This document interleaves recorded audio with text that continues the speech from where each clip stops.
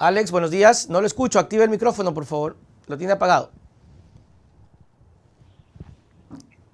Ahora sí. Nelson, buenos días. Ahí estamos. Un saludo a los pillolines y pillolinas del programa, desde cariño, y no es para menos con toda la que nos está cayendo.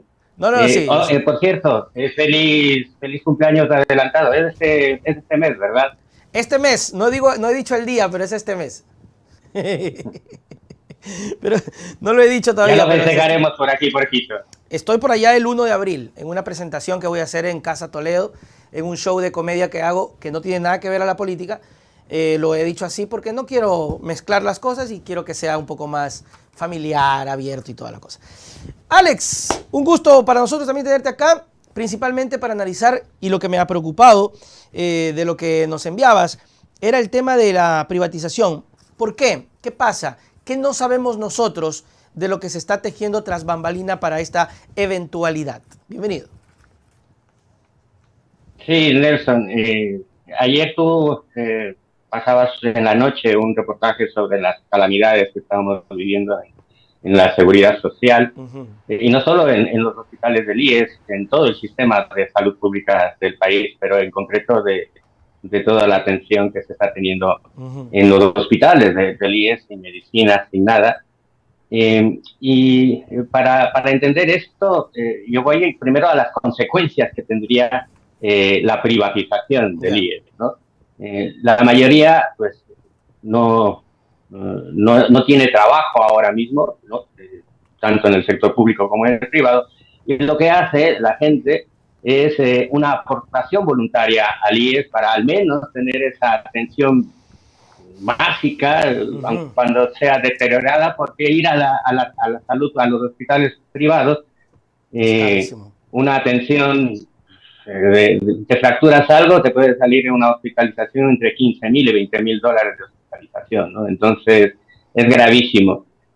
Pero la gente, bueno, pues aporta mensualmente esa afiliación voluntaria que está en torno a los 80 dólares mensuales.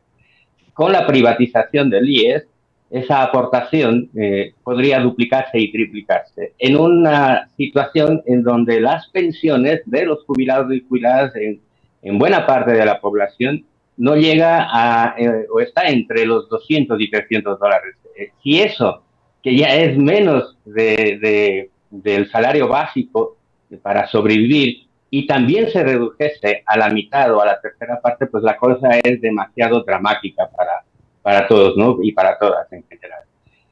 Y luego hay que preguntarse cuál es el interés real de estos gobiernos neoliberales, neofascistas, como el que tenemos, de privatización del IES. No es el hecho de la optimización del servicio que ellos mismos inducen y producen, claro, para tener la excusa de esa privatización. Alex, el objetivo... ¿Cómo se da esto? Porque sí, me causa curiosidad el tema de saberlo, si es que llegara a ocurrir, ¿cómo se puede dar la privatización cuando ya es un asunto que estamos pagando los voluntarios o en este caso los trabajadores en sus descuentos? Porque básicamente viéndolo así es privado, ¿no? Privado de los que pagan, de los socios. ¿Cómo sería privado del privado? No, pues es que son fondos públicos. Cuando se habla de fondos de la población administrados por una entidad estatal, son fondos públicos, no son fondos privados, okay, ¿no? Luego, a lo que iba era, ¿cuál es el interés en la privatización? Pues el interés en realidad es adueñarse de esos fondos. Como han visto que el término de privatizar, de hacer una concesión público-privada, de hacer el eufemismo que quieran ponerle, el nombre que quieran ponerle, no calaría en la población, ya sería el detonante de toda manifestación. Lo que han dicho es, vamos a ver una alternativa, una estrategia para hacernos con esos fondos sin que se den cuenta la gente. Y una de esas es utilizar, desviar todos los fondos que administra el Banco del IES. Okay. Recuerda que para eso está el BIES, ¿no? Con B al inicio, el BIES, en donde han anunciado, y lo ha publicado, por ejemplo, el portal Primicias, que solo en 2023 se van a destinar 1.500 millones de dólares, repito la cantidad, 1.500 millones de dólares del dinero de los jubilados y jubiladas, de los afiliados y afiliadas, en unas operaciones de, entre comillas, de inversión. Esas operaciones de inversión, el portal Primicias denuncia y alerta que ya han existido casos de defraudación al BIES por parte de empresas privadas que le deben varios millones de dólares al BIES por esas operaciones de inversión. Esas operaciones de inversión son en la bolsa, que es un casino, y puede resultar bien como puede resultar mal, Claro. ¿no? Esas inversiones y esas operaciones ocultas ni siquiera son en la bolsa internacional, sino en la bolsa ecuatoriana, que es más opaca todavía, ¿no? No se tiene transparencia en qué va a invertir y por qué. Y ese es el mecanismo por el cual los bancos privados pueden estar vendiendo o van a vender sus activos tóxicos, sus créditos que no pueden cobrar, y también todos aquellos créditos vinculados entre los banqueros, igual que hicieron en 1995, 96, 97, 98, que produjo la mortal crisis de 1999. Esta estrategia de trasladar cartera tóxica, es decir, esos créditos que no los pueden cobrar los bancos privados, que tienen créditos vinculados entre ellos, que los quieren camuflar, no es únicamente una estrategia que se podría pensar en los países subdesarrollados, como es el Ecuador, que nos dicen subdesarrollados, pero no lo somos. Somos un país explotado, claro, saqueado, que es diferente, pero subdesarrollado no. Esa estrategia ya se la hizo en el gobierno neoliberal de Mariano Rajoy en España. Y lo comento porque buena parte de la audiencia son de compatriotas migrantes en España. En la crisis de 2007-2008, que produjo el desastre de los desahucios en España, ¿no? Todos esos créditos basura de los bancos privados se los trasladaron a un banco que se creó, un banco público, un banco estatal, que se lo llamó el Banco Malo. Tiene ese nombre, no es un eufemismo, tiene el nombre del Banco Malo. Ustedes, si quieren, busquen en internet y pongan Banco Malo España.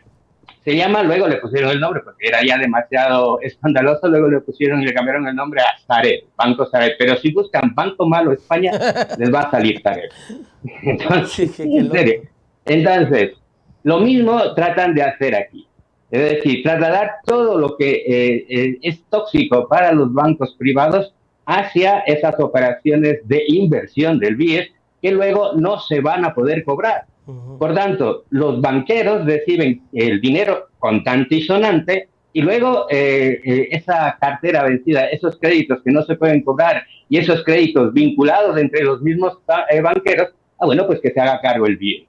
Eso es lo que está tramándose. No sé si me he explicado bien, porque a veces es un poco engorroso. Como nosotros, como Plataforma por Ecuador, no solo denunciamos, sino que actuamos, en febrero de este año, nosotros enviamos un oficio al señor Marco Naranjo Chiriboga, que es el director, lo diré exactamente la posición de este hombre. Un segundín. Es el presidente del Comité de Calificación de Riesgos del BIES. Y le hemos preguntado, señor Naranjo Chiriboga, denos todo el detalle, no solo de ahora y a futuro, sino de los 2 últimos años, de todas las inversiones del BIES que se están realizando. Y nos ha respondido que eso no lo puede responder, que eso lo traslada al presidente del Comité de Inversiones, que es del Ministerio de Economía y Finanzas, que hace el Ministerio de Economía y Finanzas administrando el BIES. Y luego que responda el gerente general del BIES, porque ellos son los representantes legales, jurídicos, etcétera. ¿Cómo es posible que nada más y nada menos que el presidente del Comité de Calificación de riesgos de inversiones del BIES no tenga esta información? Entonces, claramente el señor Naranjo Chiriboga se ha hecho el quite y ha dicho, uy, esto es grave y mejor no me meto al asunto y paso la pelotita a mis jefes a ver que ellos respondan. Y hasta el momento no tenemos ninguna respuesta. Es esta la privatización encubierta, mientras el banquero, el señor Guillermo Lasso, aprovecha incluso todo el ruido mediático, todo el ruido político del escándalo de su juicio político, de su posible, hay que decir posible todavía, Claro. vinculación con el narcotráfico y con la corrupción, cuando es evidente con todos los casos del señor cuñado Danilo Carrera, el señor Hernán Luque, el señor Rubén Cherres, pero ese ruido le viene bien a él para seguir pues todos los procesos estos de privatización, en ese caso del IES, a través de esta estrategia de inversiones a través del Banco del IES, ¿no? Entonces es dramática la situación y donde nadie le está poniendo atención a todo esto, igual que no se le está poniendo atención a todos los procesos de privatización, por ejemplo, que se están maquinando a través de firmas de tratados bilaterales de inversión, que son una de las herramientas, junto con los arbitrajes internacionales, ese paraguas de impunidad. Por ejemplo, el TBI, el Tratado Bilateral de Inversión. Alex, ¿me escucha? Buenos días. Hola. Mil disculpas. Hola, Oiga, Nelson. No, se nos fue la no, no, energía. no, de ninguna manera. Bueno, No sigamos. No es de admirarse. A nosotros Sí. también nos pasa en las transmisiones que hacemos de la plataforma por Ecuador, cuando tocamos este tema, algo sucede. Fallas en la internet, hay también cortes de energía, en otras entrevistas, que por cierto, lo tengo que decir, gracias por la oportunidad aquí, Nelson, más nos entrevistan preocupados de este tema de medios internacionales desde España, Argentina, Colombia y México, que en los medios aquí en Ecuador. Uno nunca es profeta en su propia tierra. Alex, sigamos entonces pero bueno, con el tema. No es de admirar. Sigamos con el tema. No sé hasta dónde se pudo escuchar. Bueno, estábamos hablando precisamente de esta privatización tapiñada que usted nos estaba diciendo y que obviamente el gobierno aprovecha todo este ruido del juicio político para configurar estas cosas que terminan siendo muy perjudicial para el país. Sí, iba en línea de toda esa trama, esa estrategia, incluso con unas inversiones internacionales también tapiñadas por parte del régimen, que son ellos mismos los, entre comillas, inversionistas, y que se valen de unos tratados bilaterales de inversión que junto con los arbitrajes internacionales en el CIADI les brindan esa impunidad, ese paraguas de impunidad para que ningún gobierno en el futuro, por ejemplo, este tipo de privatizaciones encubiertas, la privatización de la apropiación, que vamos a tapillar nosotros también, la apropiación del campo Sacha, de todas nuestras infraestructuras estatales, a través de esos tratados que precisamente por eso fue el señor Guillermo Lasso hace poquito a Costa Rica a firmar un tratado bilateral de inversión, que ellos lo llaman acuerdo comercial, en Costa Rica lo llaman tratado de libre comercio, y que tiene que comunicarlo a la Asamblea Nacional. Entonces a nosotros y a nosotras en la plataforma nos preocupa el hecho de que esto no se esté fiscalizando por parte de la Asamblea Nacional. Todo el mundo está mirando a donde quiere mirar o quiere que miremos, claro, el señor Lasso. Entonces es gravísimo lo que está sucediendo y nosotros hemos iniciado, para que lo sepa la ciudadanía, una campaña de lucha institucional a través de oficios de presión al gerente y en este caso al director del presidente del Comité de Inversiones del BIES, con oficios desde la ciudadanía para que no es el interés nuestro de decir, miren qué bien lo hacemos nosotros como plataforma y somos los únicos en hacerlo. No, esto es una lucha del pueblo por el pueblo. Y pueden escribirnos tranquilamente a la plataforma para darles los formatos que ustedes simplemente tienen que imprimir, firmar y nos los envían de regreso a la plataforma y nos encargamos nosotros del resto, del trámite engorroso de ingresarlo a través del sistema Kipu y de hacer presión social para que sepa esta gente, estos oligarcas que están ahí como funcionarios públicos, empezando por el propio señor Guillermo Lasso, que no están ante el mismo pueblo ignorante, dentro de ignorante no peyorativamente, sino de la falta de conocimiento que tuvo en la década de los 90. Ahora está al frente de un pueblo no solo formado, no solo que tenemos las cosas claras, sino decididos a luchar en todos los frentes, incluido el tema institucional que le comentaba Nelson. Alex, ¿cuál es el tema con el Tratado de Libre Comercio en Costa Rica? ¿Qué es lo que busca ahí el presidente y qué es lo interesante e importante de sacar en este acuerdo con Costa Rica? Vamos a ver. A ver si me explico en los pocos minutos que nos quedan, Claro. pero y a ver si lo explico bien. Verán, como fuerzas de lucha social, nosotros no estamos en contra de la inversión extranjera, porque es necesaria, es importante, en tanto en cuanto se respeten nuestras leyes y nuestra constitución, que para eso están, ¿no? Esos son tratados de libre comercio donde lo principal es que se respete nuestra jurisdicción. Por ejemplo, nuestras leyes de protección ambiental, nuestras leyes laborales, etcétera, etcétera, etcétera. En estos tratados de libre comercio, a veces hay unas cláusulas muy pequeñitas dentro de, bueno, ni tan pequeñitas, en el caso del tratado firmado con Costa Rica, es del capítulo 15 entero, que lo convierte en un tratado bilateral de inversión. Okay.